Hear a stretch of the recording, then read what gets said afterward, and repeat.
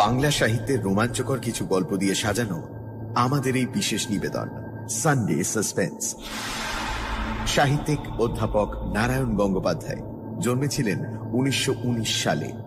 MA পরীক্ষায় কলকাতা বিশ্ববিদ্যালয় থেকে বাংলায় ফার্স্ট ক্লাস ফার্স্ট হয়েছিলেন। সিটি কলেজ এবং কলকাতা বিশ্ববিদ্যালয়ে তিনি অধ্যাপনা করেছেন। টেনিদার সৃষ্টিকর্তা এই লেখক মূলত কিশোর সাহিত্যের জন্যই জনপ্রিয়, কিন্তু সানডে সাসপেন্সে আজ যে গল্পটি আপনাকে শোনানো হবে সেটি প্রাপ্ত বয়স্কদের জন্যই বলা যেতে পারে। টোপ 100 বছরের সেরা গল্প, এই বইটি থেকে আজ শুনবেন এই গল্পটি। প্রধান চরিত্রে গল্পের লেখক এস্টেটের আরদালিরা এবং রাজা বাহাদুর আর.এন. চৌধুরী। গল্প পাঠে মীর, গল্পের সূত্রধার দ্বীপ। শুরু হচ্ছে টোপ।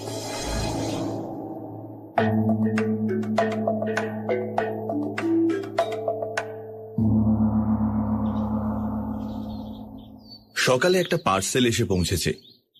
খুলে দেখি একজোড়া জুতো। না, শত্রুপক্ষের কাজ নয়। একজোড়া পুরনো ছেঁড়া জুতো পাঠিয়ে আমার সঙ্গে রসিকতার চেষ্টাও করেনি কেউ। চমৎকার ঝকঝকে বাঘের চামড়ার নতুন চটি, দেখলে চোখ জুড়িয়ে যায়।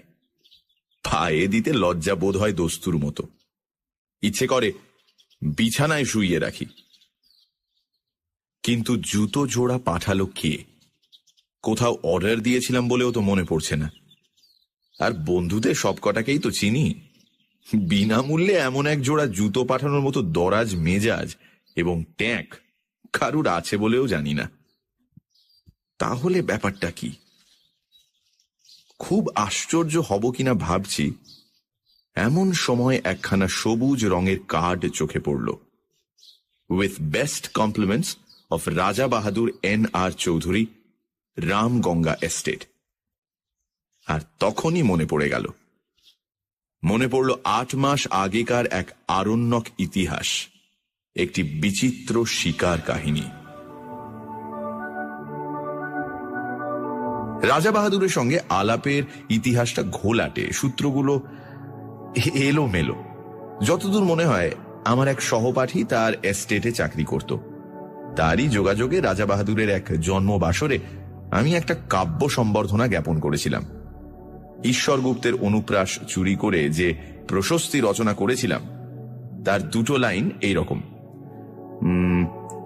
ত্রিভুবন প্রভাকর ওহে প্রভাকর, গুণবান মহিয়ান হে রাজেন্দ্র বর, ভূতলে অতুল কীর্তি রামচন্দ্র সম, অরাতি দমন ওহে তুমি নিরুপম।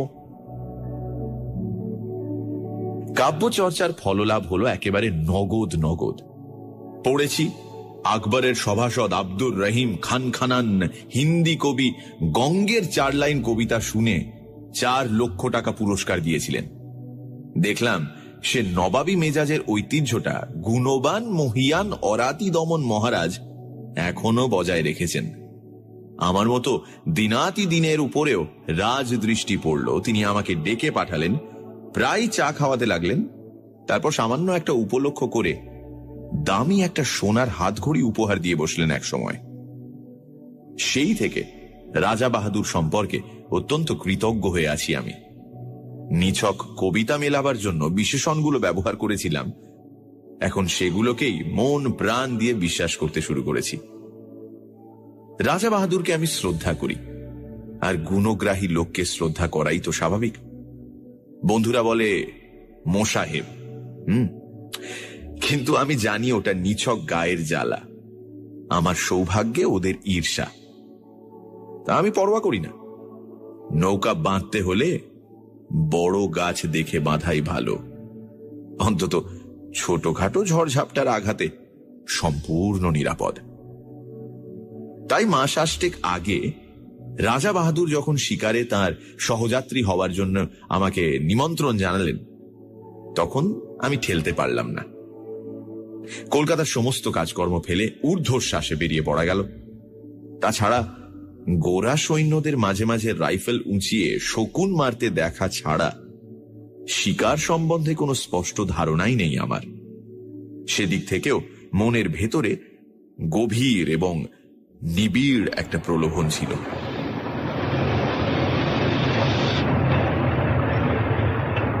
জঙ্গলের ভেতরে ছোট একটা রেল লাইনে আরো ছোট একটা স্টেশনে গাড়ি থামল।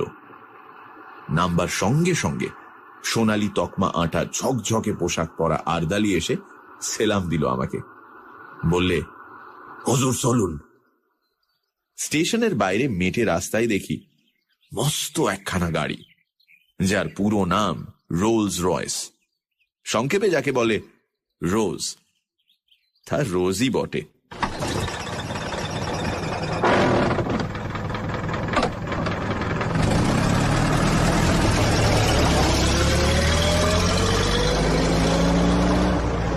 মাটিতে চললো না রাজহাঁসের মতো হাওয়ায় ভেসে গেল সেটা ঠিক ঠাহর করে উঠতে পারলাম না। চামড়ার খটখটে গদি নয়, লাল মখমলের কুশন। হেলান দিতে সংকোচ হয়, পাছে মাথার সস্তা নারকেল তেলের দাগ ধরে যায়। আর বসবার সঙ্গে সঙ্গেই মনে হয় সমস্ত পৃথিবীটা নিচের মাটির ডেলার মতো গুঁড়িয়ে যাক, আমি এখানে সুখে এবং নিশ্চিন্তে ঘুমিয়ে পড়তে পারি। হাঁসের মতো ভেসে চলল রোজ। মেটে রাস্তায় চলেছে, অথচ এতটুকু ঝাঁকুনি নেই। ইচ্ছে হলো একেবারে ঘাড় বার করে দেখি গাড়িটা ঠিক মাটি দিয়েই চলেছে না দুহাত ওপর দিয়ে উড়ে চলেছে ওর চাকাগুলো। পথের দুপাশে তখন নতুন একটা জগতের ছবি। সবুজ শালবনের আড়ালে আড়ালে চা বাগানের বিস্তার, চকচকে উজ্জ্বল পাতার শান্ত শ্যামল সমুদ্র, দূরে আকাশের গায়ে কালো পাহাড়ের রেখা। ক্রমশ চা বাগান শেষ হয়ে এলো। পথের দুপাশে ঘন হয়ে দেখা দিতে লাগলো অবিচ্ছিন্ন শালবন। একজন আরদালি জানালো, হুজুর, ফরেস্ট এসে পড়েছে। ফরেস্টই বটে। পথের ওপর থেকে সূর্যের আলো সরে গেছে, এখন শুধু শান্ত আর বিষণ্ণ ছায়া। রাত্রির শিশির এখনো ভিজিয়ে রেখেছে পথটাকে। রোজের নিঃশব্দ চাকার নিচে মড়মড় করে সাড়া তুলছে শুকনো শালের পাতা। বাতাসে গুঁড়ো গুঁড়ো বৃষ্টির মতো শালের ফুল ঝরে পড়ছে পথের পাশে, উড়ে আসছে গায়ে। কোথা থেকে চকিতের জন্য ময়ূরের তীক্ষ্ণ চিৎকার ভেসে এলো। দুপাশে নিবিড় শালের বন, কোথাও কোথাও ভেতর দিয়ে খানিকটা দৃষ্টি চলে, কখনো কখনো বুনো ঝোপে আচ্ছন্ন। মাঝে মাঝে এক এক টুকরো কাঠের গায়ে লেখা 1935, 1940। মানুষ বনকে শুধু উচ্ছন্ন করতে চায় না, তাকে বাড়াতেও চায়। এই সব প্লটে বিভিন্ন সময় নতুন করে শালের চারা রোপণ করা হয়েছে, এ তারই নির্দেশ। বনের রূপ দেখতে দেখতে চলেছি। মাঝে মাঝে ভয় যে করছিল না এমন নয়। এই ঘন জঙ্গলের মধ্যে হঠাৎ যদি গাড়ির ইঞ্জিন খারাপ হয়ে যায় আর তাক বুঝে যদি লাফ মারে একটা বুনো জানোয়ার, তাহলে তাহলে পকেটের ফাউন্টেন পেনটা ছাড়া আত্মরক্ষার আর কোনো অস্ত্র টস্ত্র সঙ্গে নেই। শেষটায় আর থাকতে না পেরে জিজ্ঞাসা করে বসলাম, হ্যাঁ রে, এখানে বাঘ আছে? ওরা অনুকম্পার হাসি হাসল। হ্যাঁ হুজুর। ভালুক?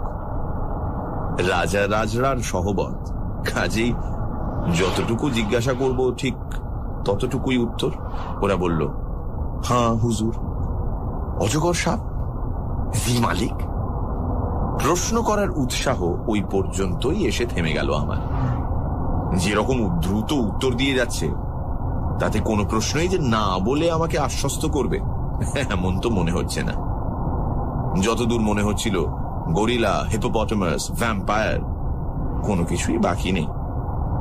এখানে জুলু কিংবা ফিলিপিনোরাও বিষাক্ত বুমেরাং বাগিয়ে আছে কিনা এবং মানুষ পেলে তারা বেগুন পোড়া করে খেতে ভালোবাসে কিনা, এই জাতীয় একটা কুটিল জিজ্ঞাসাও আমার মনে জেগে উঠেছে ততক্ষণে, কিন্তু নিজেকে সামলে নিলাম। খানিকটা আসতেই গাড়িটা ঘস ঘস করে ব্রেক কষল একটা, আমি প্রায় আর্তনাদ করে উঠলাম, কিরে বাঘ নাকি? আরদালিরা মুচকি হাসল। না হুজুর, এসে পড়েছি। ভালো করে তাকিয়ে দেখি, সত্যিই তো এসে পড়েছি, সন্দেহ নেই। পথের বাঁদিকে ঘন শালবনের ভেতরে একটুখানি ফাঁকা জমি, সেখানে কাঠের তৈরি বাংলো প্যাটার্নের একখানা দোতলা বাড়ি। এই নিবিড় জঙ্গলের ভেতর যেমন আকস্মিক, তেমনি অপ্রত্যাশিত। গাড়ির শব্দে বাড়িটার ভেতর থেকে 2-3 জন চাপরাশি বেরিয়ে এলো ব্যতিব্যস্ত হয়ে। এতক্ষণ লক্ষ্য করিনি, এবার দেখলাম বাড়ির সামনে চওড়া একটা গড়খাই কাটা। লোকগুলো ধরাধরি করে মস্ত বড় এক ফালি কাঠ খাদটার ওপর সাঁকোর মতো বিছিয়ে দিল। তারই ওপর দিয়ে গাড়ি গিয়ে দাঁড়ালো রাজা বাহাদুর N.R. চৌধুরীর হান্টিং বাংলোর সামনে।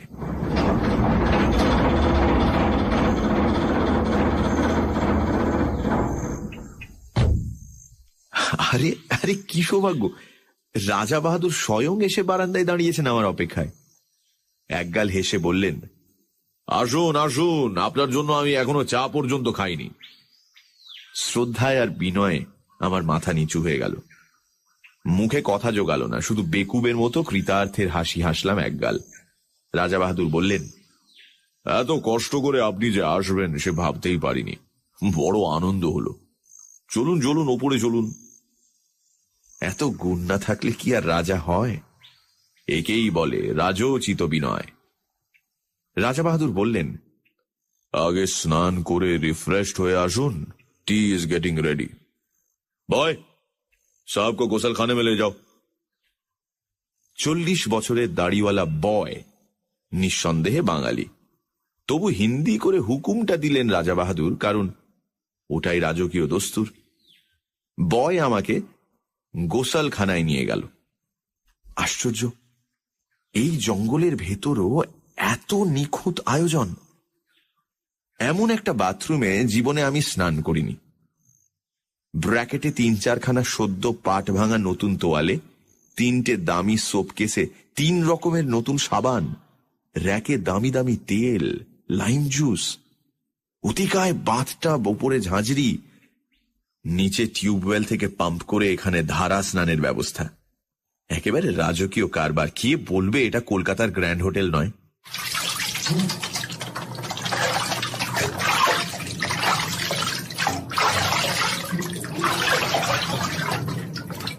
স্নান হয়ে গেল। ব্র্যাকেটে ধোপ দুরস্ত করা ফরাস ডাঙ্গার ধুতি, সিল্কের লুঙ্গি, আদ্যির পাজামা। দামের দিক থেকে পাজামাটাই সস্তা মনে হলো, তাই পরে নিলাম। বয় বাইরেই দাঁড়িয়েছিল, নিয়ে গেল ড্রেসিং রুমে। ঘর জোড়া আয়না, পৃথিবীর যা কিছু প্রসাধনের জিনিস, কিছু আর বাকি নেই এখানে। ড্রেসিং রুম থেকে বেরুতে সোজা ডাক পড়ল রাজা বাহাদুরের লাউঞ্জে। রাজা বাহাদুর একখানা চেয়ারে চিত হয়ে শুয়ে ম্যানিলা চুরুট খাচ্ছিলেন। বললেন, আসুন, চা তৈরি। চায়ের বর্ণনা না করাই ভালো। চা, কফি, কোকো, ওভালটিন, রুটি, মাখন, পনির, চর্বিতে জমাট ঠান্ডা মাংস, কলা থেকে আরম্ভ করে পিচ পর্যন্ত প্রায় 10 রকমের ফল। সেই গন্ধমাদন থেকে যা পারি গোগ্রাসে গিলে চললাম আমি। রাজা বাহাদুর কখনো 1 টুকরো রুটি খেলেন, কখনো একটু ফল, অর্থাৎ কিছুই খেলেন না, শুধু পরপর কাপ 3 চা ছাড়া। তারপর আরেকটা চুরুট ধরিয়ে বললেন,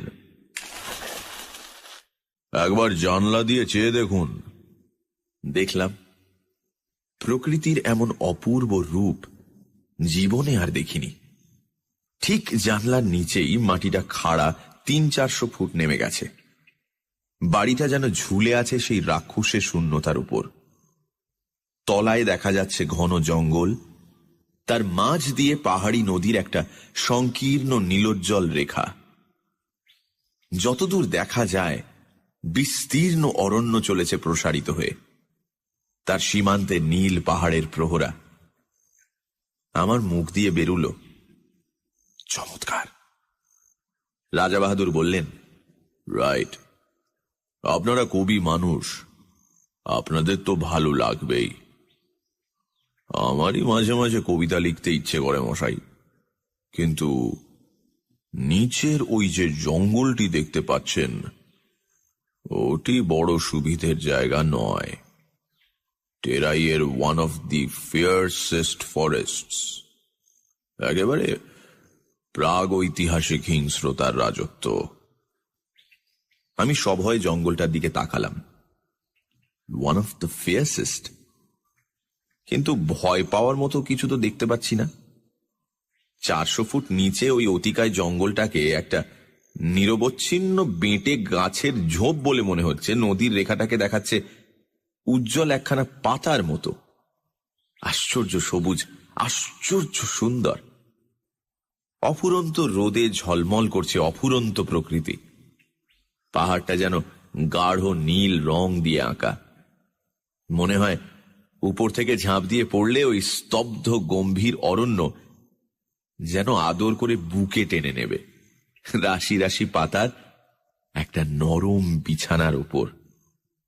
অথচ আমি বললাম, ওখানেই শিকার করবেন নাকি?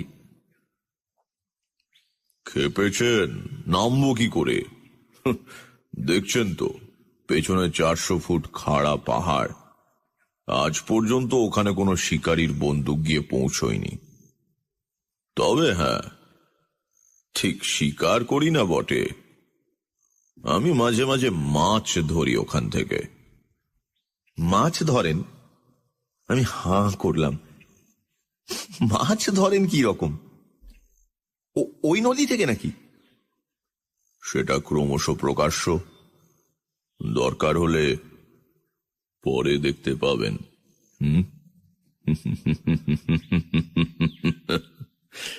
রাজা বাহাদুর রহস্যময় ভাবে মুখ টিপে হাসলেন। আপাতত শিকারের আয়োজন করা যাক, কিছু না জুটলে মাছের চেষ্টাই করা যাবে। তবে ভালো টোপ ছাড়া আমার পছন্দ হয় না, আর তাতে অনেক হাঙ্গামা। কিছু বুঝতে পারছি না। রাজা বাহাদুর জবাব দিলেন না, শুধু হাসলেন।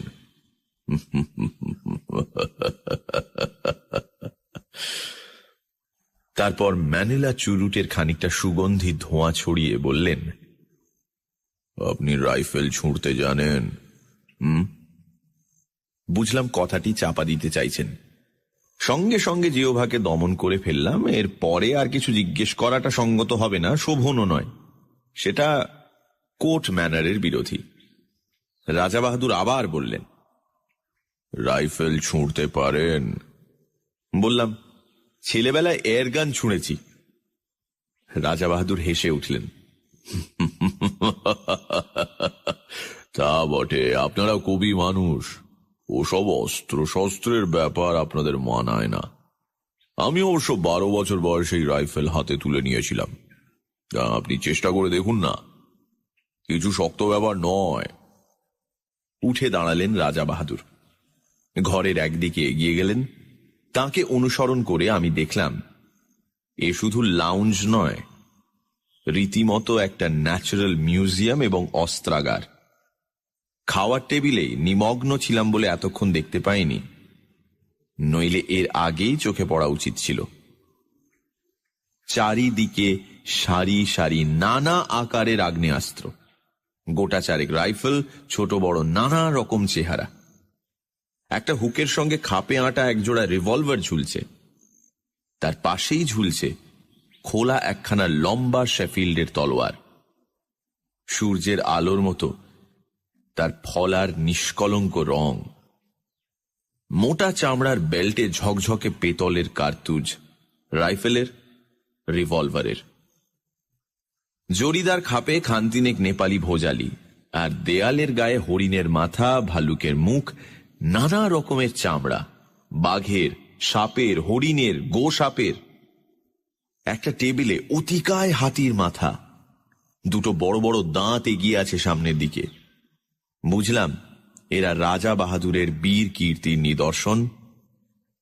ছোট একটা রাইফেল তুলে নিলেন রাজা বাহাদুর, বললেন, এটা লাইট জিনিস, তবে ভালো রিপিটার অনায়াসে বড় বড় জানোয়ার ঘায়েল করতে পারে। আমার কাছে অবশ্য সবই সমান, লাইট রিপিটার যা, হাউইৎজা কামানো তাই। তবু সৌজন্য রক্ষার জন্য বলতে হলো, বাহ, তবে তো চমৎকার জিনিস। রাজা বাহাদুর রাইফেলটা বাড়িয়ে দিলেন আমার দিকে। তাহলে চেষ্টা করুন, লোড করাই আছে, ছুড়ুন ওই জানলা দিয়ে। আমি সভয়ে 3 পা পিছিয়ে গেলাম। জীবনে বেকুবি অনেক করেছি, কিন্তু তার পরিমাণটা আর বাড়াতে প্রস্তুত নই। যুদ্ধ ফেরত এক বন্ধুর মুখে তার রাইফেল ছোঁড়ার প্রথম অভিজ্ঞতা শুনেছিলাম। পড়ে গিয়ে পা ভেঙে নাকি তাকে 1 মাস বিছানায় শুয়ে থাকতে হয়েছিল। নিজেকে যতদূর জানি, আমার ফাঁড়া শুধু পা ভাঙার ওপর দিয়েই কাটবে বলে মনে হয় না। বললাম, ওটা এখন থাক, পরে হবে না হয়। রাজা বাহাদুর মৃদু কৌতুকের হাসি হাসলেন, বললেন, এখন ভয় পাচ্ছেন, কিন্তু একবার ধরতে শিখলে আর ছাড়তে চাইবেন না। হাতে থাকলে বুঝবেন কত বড় শক্তিমান আপনি। You can easily face all the rascals of. হঠাৎ তার চোখ ঝকঝক করে উঠল। মৃদু হাসিটা মিলিয়ে গিয়ে শক্ত হয়ে উঠল মুখের পেশিগুলো। And a rival. মুহূর্তে বুকের রক্ত হিম হয়ে গেল আমার। রাজা বাহাদুরের 2 চোখে বন্য হিংসা। রাইফেলটা এমন শক্ত মুঠিতে বাগিয়ে ধরেছেন যেন সামনে কাউকে গুলি করবার জন্য তৈরি হচ্ছেন তিনি। উত্তেজনার ঝোঁকে আমাকেই যদি লক্ষ্য ভেদ করে বসেন, তাহলে আতঙ্কে দেওয়ালে ঠেস দিয়ে দাঁড়িয়ে গেলাম আমি। কিন্তু ততক্ষণে মেঘ কেটে গেছে। রাজা রাজরার মেজাজ। রাজা বাহাদুর হাসলেন। ওয়েল, পরে আপনাকে তালিম দেওয়া যাবে।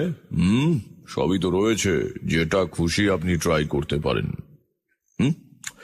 চলুন এখন বারান্দায় গিয়ে বসা যাক। Let's have some energy. প্রাতরাশেই প্রায় বিন্ধ্য পর্বত উদরসাৎ করা হয়েছে, আর কি হলে এনার্জি সঞ্চিত হবে বোঝা শক্ত। কিন্তু কথাটা বলেই রাজা বাহাদুর বাইরের বারান্দার দিকে পা বাড়িয়েছেন। সুতরাং আমাকেও পিছু নিতে হলো। বাইরের বারান্দায় বেতের চেয়ার, বেতের টেবিল। এখানে ঢোকবার পর এমন সব বিচিত্র রকমের আসরে বসছি যে আমি প্রায় নার্ভাস হয়ে উঠেছি। তবু যেন বেতের চেয়ারে বসতে পেয়ে খানিকটা সহজ অন্তরঙ্গতা অনুভব করা গেল। এটা অন্তত চেনা জিনিস। আর বসবার সঙ্গে সঙ্গে বোঝা গেল এনার্জি কথাটার আসল তাৎপর্য কি। বেয়ারা তৈরি ছিল, ট্রেতে করে একটি ফেনিল ও গ্লাস সামনে এনে রাখল। অ্যালকোহলের উগ্র গন্ধ ছড়িয়ে গেল বাতাসে। রাজা বাহাদুর স্মিত হাস্যে বললেন, চলবে? সবিনয়ে জানালাম, না। তবে বিয়ার আনবে? একেবারে মেয়েদের ড্রিঙ্ক। নেশা হবে না? না থাক, অভ্যেস নেই কোনোদিন। গুড কন্ডাক্টর প্রাইজ পাওয়া ছেলে। রাজা বাহাদুরের সুরে অনুকম্পার আভাস। আমি কিন্তু 14 বছরের বয়সেই প্রথম ড্রিঙ্ক ধরি। রাজা রাজরার ব্যাপার সবই অলৌকিক। জন্মাবার সঙ্গে সঙ্গে কেউটের বাচ্চা, সুতরাং মন্তব্য অনাবশ্যক। ট্রে বারবার যাতায়াত করতে লাগলো। রাজা বাহাদুরের প্রখর উজ্জ্বল চোখ দুটো ঘোলাটে হয়ে এলো ক্রমশ। ফর্সা মুখ গোলাপি রং ধরল। হঠাৎ অসুস্থ দৃষ্টিতে তিনি আমার দিকে তাকালেন। আচ্ছা, বলতে পারেন আপনি রাজা নন কেন? এইরকম একটা প্রশ্ন করলে বোকার মতো দাঁত বের করে থাকা ছাড়া গত্যন্তর নেই। আমিও তাই করলাম। বলতে পারলেন না? না। আপনি মানুষ মারতে পারেন? এ আবার কিরকম কথা? আমার আতঙ্ক জাগলো। না। তাহলে বলতে পারবেন না। You are absolutely hopeless.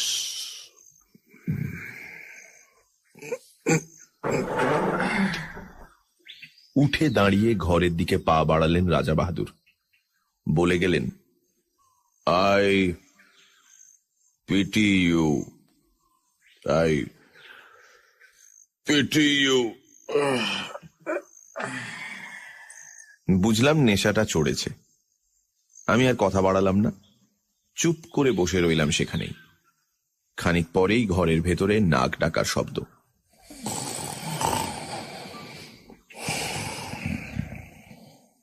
তাকিয়ে দেখি তার লাউঞ্জের সেই চেয়ারটায় হাঁ করে ঘুমোচ্ছেন রাজা বাহাদুর। জঙ্গলের ভেতর বসে আছি মোটরে। দুটো তীব্র হেডলাইটের আলো পড়েছে সামনের সংকীর্ণ পথে আর দুধারের শালবনে। ওই আলোর রেখার বাইরে অবশিষ্ট জঙ্গলটায় যেন প্রেতপুরীর জমাট অন্ধকার। রাত্রির তমসায় আদিম হিংসা সজাগ হয়ে উঠেছে চারিদিকে। অনুভব করছি সমস্ত স্নায়ু দিয়ে এখানে হাতির পাল ঘুরছে দূরের কোনো পাহাড়ের পাথর গুঁড়িয়ে গুঁড়িয়ে। ঝোপের ভেতরে অজগর প্রতীক্ষা করে আছে অসতর্ক শিকারের আশায়। আসন্ন বিপদের সম্ভাবনায় উৎকর্ণ হয়ে আছে হরিণের পাল। আর কোনো একটা খাদের ভেতরে জ্বলজ্বল করছে ক্ষুধার্ত বাঘের চোখ। কালো রাত্রিতে জেগে আছে কালো অরণ্যের প্রাথমিক জীবন। রোমাঞ্চিত ভীত প্রতীক্ষায় চুপ করে বসে আছি মোটরের মধ্যে। কিন্তু হিংসার রাজত্ব শালবন ডুবে আছে একটা আশ্চর্য স্তব্ধতায়। শুধু কানের কাছে অবিশ্রান্ত মশার গুঞ্জন ছাড়া আর কোনো শব্দ নেই। মাঝে মাঝে অল্প বাতাস দিচ্ছে। শালের পাতায় উঠেছে এক একটা মৃদু মর্মর। আর কখনো ডাকছে বনমূর্তি। ঘুমের মধ্যে পাখা ঝাপটাচ্ছে ময়ূর। মনে হচ্ছে এই গভীর ভয়ঙ্কর অরণ্যের প্রাণীগুলো যেন নিঃশ্বাস বন্ধ করে একটা নিশ্চিত কোনো মুহূর্তের প্রতীক্ষা করে আছে। আমরাও প্রতীক্ষা করে আছি। মোটরের মধ্যে নিঃসাড় হয়ে বসে আছি আমরা। একটি কথাও বলবার উপায় নেই। রাইফেলের নল ইঞ্জিনের ওপরে বাড়িয়ে দিয়ে শিকারী বাঘের মতোই তাকিয়ে আছেন রাজা বাহাদুর। চোখ দুটো উগ্র প্রখর হয়ে আছে হেডলাইটের তীব্র আলোক রেখাটার দিকে। একটা জানোয়ার ওই রেখাটা পেরুবার দুঃসাহস করলেই রাইফেল গর্জন করে উঠবে। কিন্তু জঙ্গলের সেই আশ্চর্য স্তব্ধতা। অরণ্য যেন আজ রাত্রে বিশ্রাম করছে। একটি রাত্রের জন্য ক্লান্ত হয়ে জানোয়ারগুলো ঘুমিয়ে পড়েছে খাদের ভেতরে, ঝোপের আড়ালে। কেটে চলেছে মন্থর সময়। রাজা বাহাদুরের হাতের রেডিয়াম ডায়াল ঘড়িটা একটা সবুজ চোখের মতো জ্বলছে। রাত 1:30 পেরিয়ে গেছে। ক্রমশ উসখুস করছেন উৎকীর্ণ রাজা বাহাদুর। না, হোপলেস, আজ আর পাওয়া যাবে না। বহু দূর থেকে একটা তীক্ষ্ণ গম্ভীর শব্দ, হাতির ডাক। ময়ূরের পাখা ঝাপটানি চলছে মাঝে মাঝে। এক ফাঁকে একটা পেঁচা চেঁচিয়ে উঠল। রাত্রি ঘোষণা করে গেল শেয়ালের দল। কিন্তু কোথায় বাঘ, কোথায় বা ভাল্লুক? অন্ধকার বনের মধ্যে দ্রুত কতকগুলো ছুটন্ত খুরের আওয়াজ। পালিয়ে গেল হরিণের পাল। কিন্তু কোনো ছায়া পড়ছে না আলোকবৃত্তের ভেতরে। মশার কামড় যেন অসহ্য হয়ে উঠেছে। বৃথাই গেল রাতটা। রাজা বাহাদুরের কণ্ঠস্বরে পৃথিবীর সমস্ত বিরক্তি ভেঙে পড়ল। ডেভিলস লাক। সিটের পাশ থেকে একটা ফ্লাস্ক তুলে নিয়ে ঢক ঢক করে ঢাললেন গলাতে। ছড়িয়ে পড়ল উইস্কির কটু গন্ধ। Thank heavens! রাজা বাহাদুর হঠাৎ নড়ে বসলেন চকিত হয়ে। নক্ষত্র বেগে হাতটা চলে গেল রাইফেলের ট্রিগারে। শিকার এসে পড়েছে। আমিও দেখলাম বহু দূর থেকে আলোর রেখাটার ভেতর কি একটা জানোয়ার দাঁড়িয়ে আছে স্থির হয়ে। এমন একটা জোরালো আলো চোখে পড়াতে কেমন দিশেহারা হয়ে গেছে। তাকিয়ে আছে এই দিকেই। দুটো জোনাকির বিন্দুর মতো চিকচিক করছে তার চোখ। রাইফেল থেকে হাত সরিয়ে নিলেন রাজা বাহাদুর, কিন্তু পর মুহূর্তে চাপা উত্তেজিত গলায় বললেন, থাক, আর ছুঁচোই মারব। দুম করে রাইফেল গর্জন করে উঠল। কানে তালা ধরে গেল আমার। বারুদের গন্ধে বিস্বাদ হয়ে উঠল নাসারন্ধ্র। অব্যর্থ লক্ষ্য রাজা বাহাদুরের। পড়েছে জানোয়ারটা। ড্রাইভার বললে, তুলে আনবো হুজুর? বিকৃত মুখে রাজা বাহাদুর বললেন, কি হবে? গাড়ি ঘোরাও।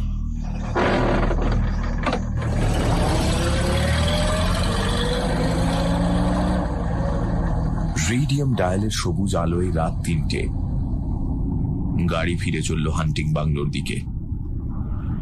একটা ম্যানিলা চুরুট ধরিয়ে রাজা বাহাদুর আবার বললেন, কিন্তু কি আশ্চর্য, জঙ্গল যেন রসিকতা শুরু করেছে আমাদের সঙ্গে। দিনের বেলা অনেক চেষ্টা করেও দুটো একটা বন মুরগি ছাড়া আর কিছু পাওয়া গেল না, এমনকি একটা হরিণ পর্যন্ত নয়। নাইট শুটিং এ সেই অবস্থা। পরপর 3 রাত্রি জঙ্গলের নানা জায়গায় গাড়ি থামিয়ে চেষ্টা করা হলো, কিন্তু নগদ লাভ যা ঘটল তা অমানুষিক মশার কামড়। জঙ্গলের হিংস্র জন্তুর সাক্ষাৎ মিলল না বটে, কিন্তু মশাগুলো চিনতে পারা গেল। এমন সাংঘাতিক মশা যে পৃথিবীর কোথাও থাকতে পারে, এতদিন এ ধারণা ছিল না আমার। তবে মশার কামড়ের ক্ষতিপূরণ চলতে লাগলো গন্ধমাদন উজাড় করে। সত্যি বলতে কি, শিকার করতে না পারলেও মনের দিক থেকে বিন্দুমাত্র ক্ষোভ ছিল না আমার। জঙ্গলের ভেতরে এমন রাজসূয় যজ্ঞের আয়োজন কল্পনারও বাইরে। জীবনে এমন দামি খাবার কোনোদিন মুখে তুলিনি, এমন চমৎকার বাথরুমে স্নান করিনি কখনো। এত পুরু জাজিমের বিছানায় শুয়ে অস্বস্তিতে প্রথম দিন তো ঘুমোতেই পারিনি আমি। নিবিড় জঙ্গলের নেপথ্যে গ্র্যান্ড হোটেলে স্বাচ্ছন্দ্যে দিন কাটাচ্ছি।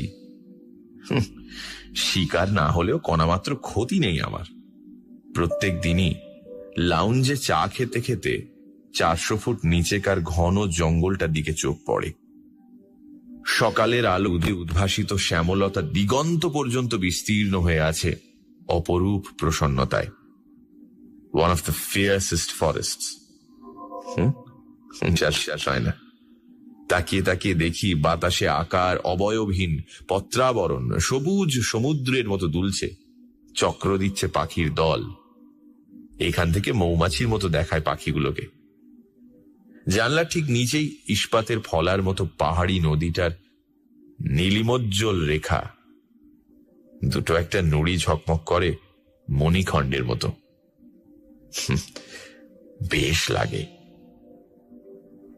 তারপরেই চমক ভাঙে আমার। তাকিয়ে দেখি ঠোঁটের কোণে ম্যানিলা চুরুট পুড়ছে। অস্থির চঞ্চল পায়ে রাজা বাহাদুর ঘরের ভেতর পায়চারি করছেন।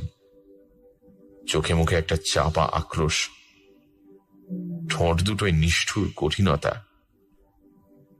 কখনো একটা রাইফেল তুলে নিয়ে বিরক্তি ভরে নামিয়ে রাখেন, কখনো ভোজালি তুলে নিয়ে নিজের হাতের ওপর ফলাটা পরীক্ষা করেন, সেটার ধার।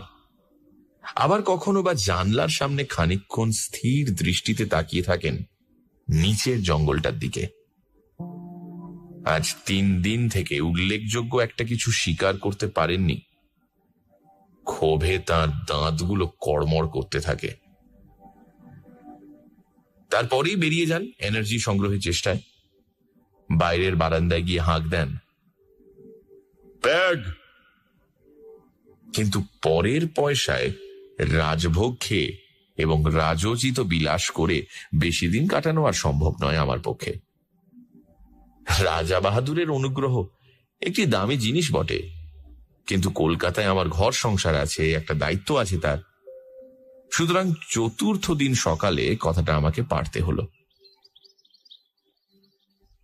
বললাম, এবার আমাকে বিদায় দিন তাহলে। রাজা বাহাদুর সবে 4র্থ পেগে চুমুক দিয়েছেন তখন। তেমনি অসুস্থ আর রক্তাভ চোখে আমার দিকে তাকালেন। বললেন, আপনি যেতে চান? কাজকর্ম রয়েছে, কিন্তু আমার শিকার আপনাকে দেখাতে পারলাম না। সে না হয় আরেকবার হবে। চাপা ঠোঁটের ভেতরেই একটা গম্ভীর আওয়াজ করলেন রাজা বাহাদুর। আপনি ভাবছেন আমার ওই রাইফেলগুলো দেয়ালে ওইসব শিকারের নমুনা? ওগুলো সব ফার্স। আমি সন্ত্রস্ত হয়ে বললাম, না না, তা কেন ভাবতে যাব? শিকার তো খানিকটা অদৃষ্টের ব্যাপার। অদৃষ্টকেও বদলানো চলে। রাজা বাহাদুর উঠে পড়লেন। আমার সঙ্গে আসুন। দুজনে বেরিয়ে এলাম। রাজা বাহাদুর আমাকে নিয়ে এলেন হান্টিং বাংলোর পেছন দিকটাতে। ঠিক সেখানে, যার 400 ফুট নিচে টেরাইয়ের অন্যতম হিংস্র অরণ্য বিস্তীর্ণ হয়ে আছে।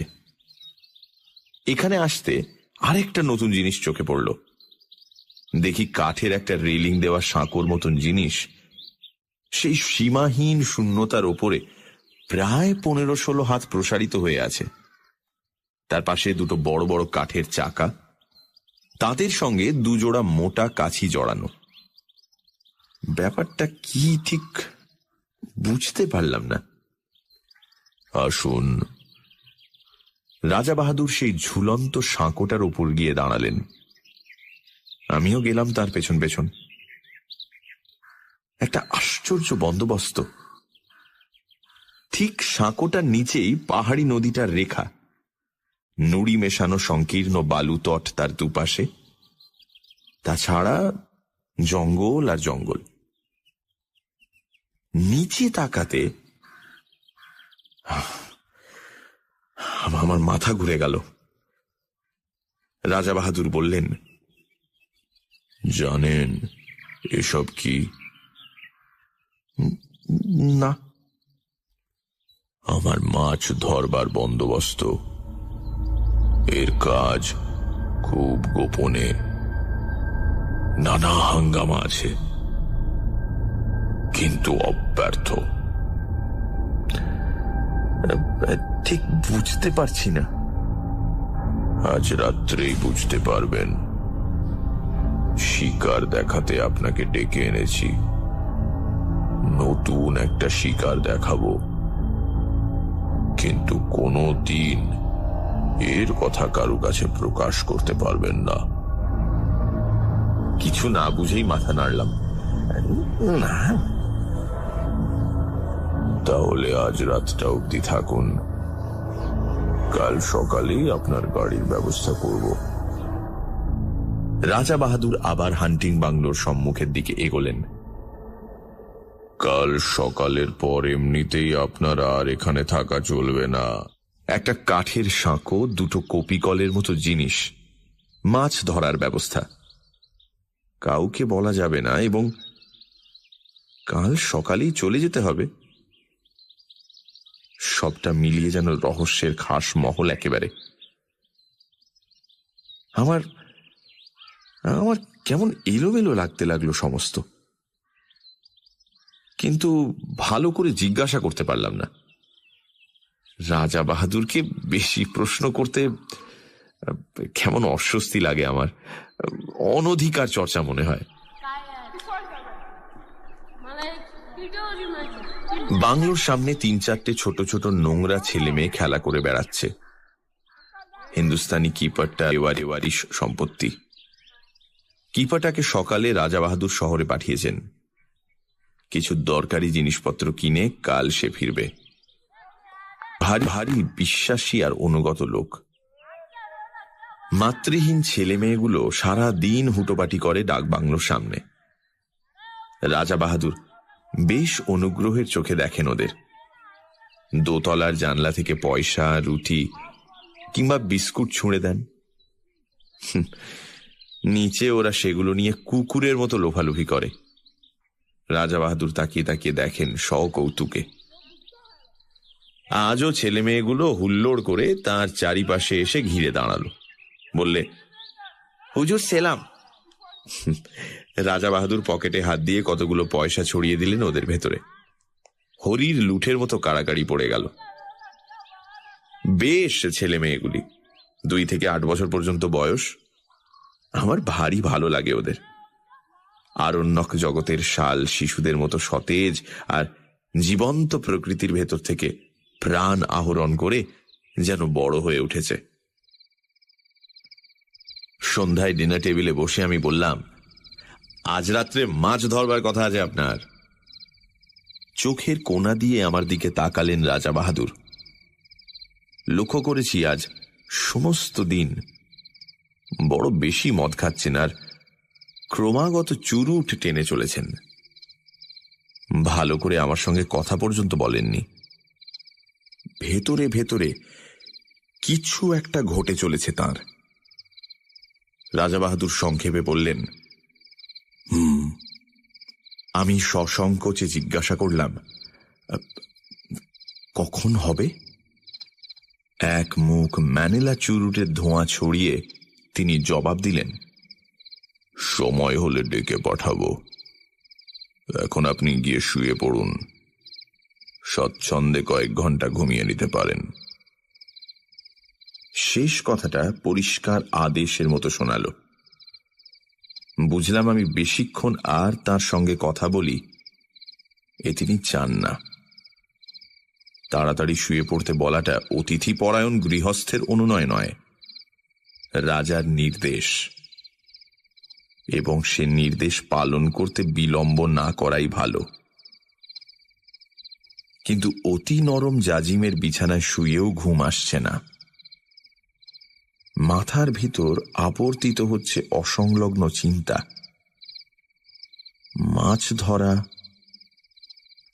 কাঠের সাঁকো, কপিকল, অত্যন্ত গোপনীয়, অতলস্য। তারপর এপাশ ওপাশ করতে করতে কখন যে চৈতন্য আচ্ছন্ন হয়ে এলো তা আমি নিজেই টের পাইনি। মুখের উপর ঝাঁঝালো একটা টর্চের আলো পড়তে আমি ধড়মড় করে উঠে পড়লাম। রাত তখন কটা ঠিক জানি না। আরণ্যক পরিবেশে নির্জনতা আবির্ভূত। বাইরে শুধু তীব্র কণ্ঠ ঝিঁঝির ডাক। আমার গায়ে বরফের মতো ঠান্ডা একটা হাত পড়েছে কার। সে হাতের স্পর্শে পা থেকে মাথা পর্যন্ত শিউরে গেল আমার। রাজা বাহাদুর বললেন, সময় হয়েছে, চলুন। আমি কি বলতে যাচ্ছিলাম, ঠোঁটে আঙুল দিলেন রাজা বাহাদুর। কোনো কথা নয়, আসুন। এই গভীর রাত্রে এমনই নিঃশব্দে আহ্বান, সবটা মিলিয়ে একটা রোমাঞ্চকর উপন্যাসের পটভূমি তৈরি হয়েছে যেন। কেমন একটা অস্বস্তি, একটা অনিশ্চিত ভয়ে গা ছমছম করতে লাগলো আমার। মন্ত্রমুগ্ধের মতো রাজা বাহাদুরের পেছন পেছন বেরিয়ে এলাম। হান্টিং বাংলোটা অন্ধকার, একটা মৃত্যুর শীতলতা ঢেকে রেখেছে তাকে। এক টানা ঝিঁঝির ডাক, চারিদিকে অরণ্যে কান্নার শব্দের মতো পত্র মর্মর। গভীর রাত্রিতে জঙ্গলের মধ্যে মোটর থামিয়ে বসে থাকতে আমার ভয় করেছিল, আজও ভয় করছে,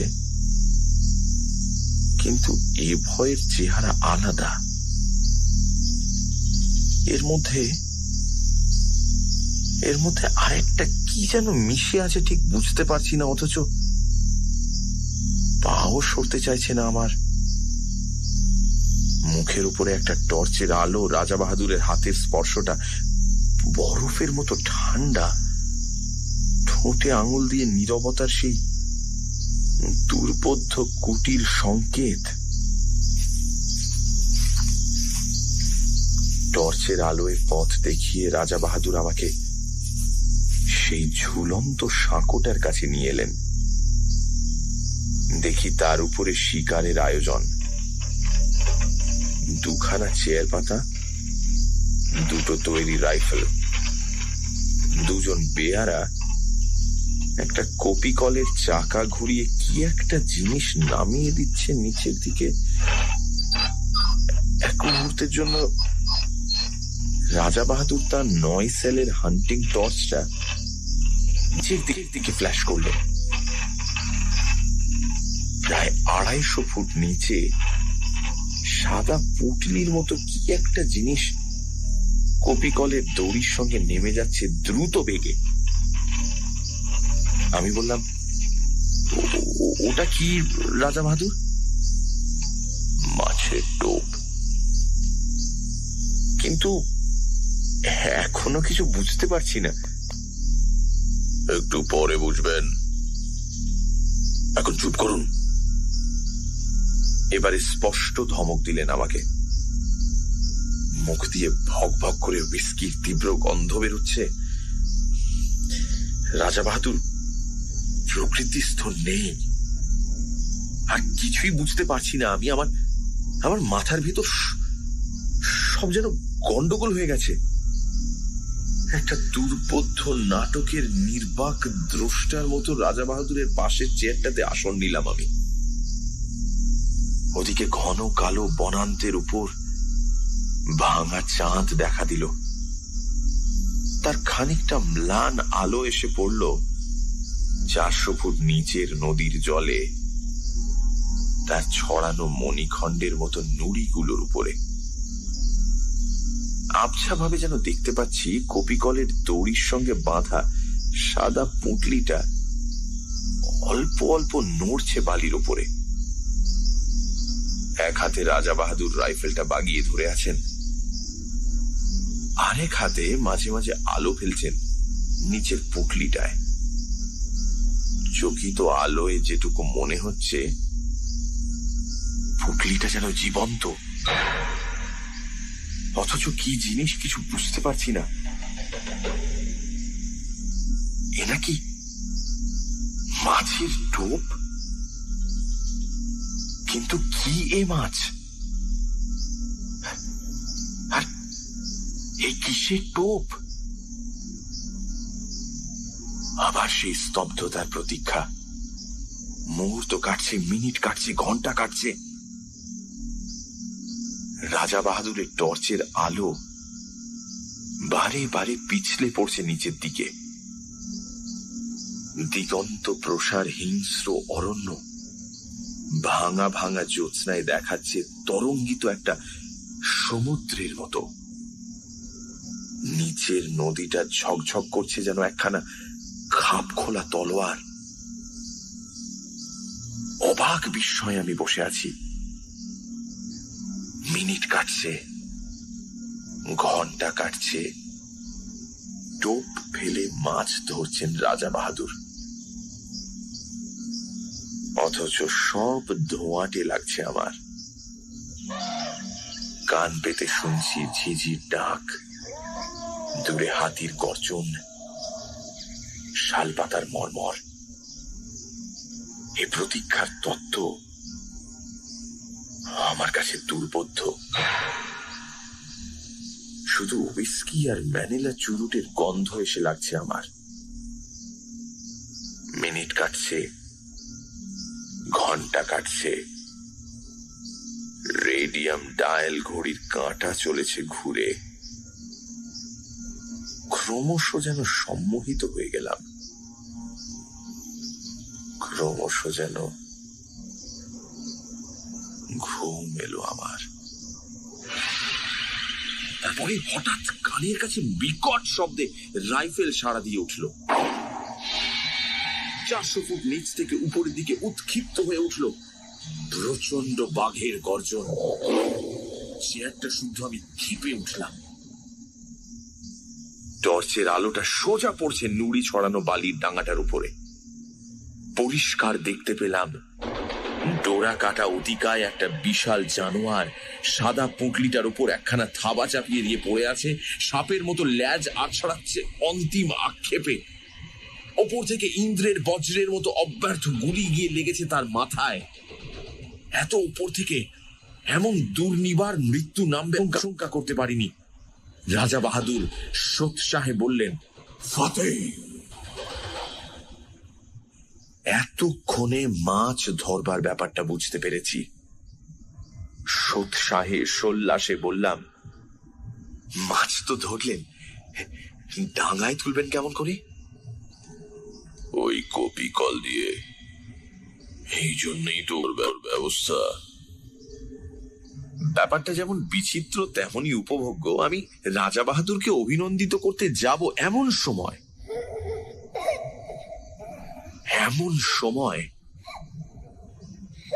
পরিষ্কার শুনতে পেলাম শিশুর গোঙানি, ক্ষীণ অথচ নির্ভুল। এ কিসের শব্দ? 400 ফুট নিচ থেকে ওই শব্দটা আসছে। হ্যাঁ, কোনো ভুল নেই। মুখের বাঁধন খুলে গেছে, কিন্তু বড় দেরিতে। আমার রক্ত হিম হয়ে গেল, আমার চুল খাড়া হয়ে উঠল। আমি পাগলের মতো চিৎকার করে উঠলাম, রাজা বাহাদুর, কিসের টোপ আপনার? কি দিয়ে আপনি মাছ ধরলেন? চুপ! একটা কালো রাইফেলের নল আমার বুকে ঠেকালেন রাজা বাহাদুর। তারপরেই আমার চারিদিকে পৃথিবীটা পাক খেতে খেতে হাওয়ায় গড়া একটা বুদবুদের মতো শূন্যে মিলিয়ে গেল। রাজা বাহাদুর চাপটে না ধরলে 400 ফুট নিচেই পড়ে যেতাম হয়তো।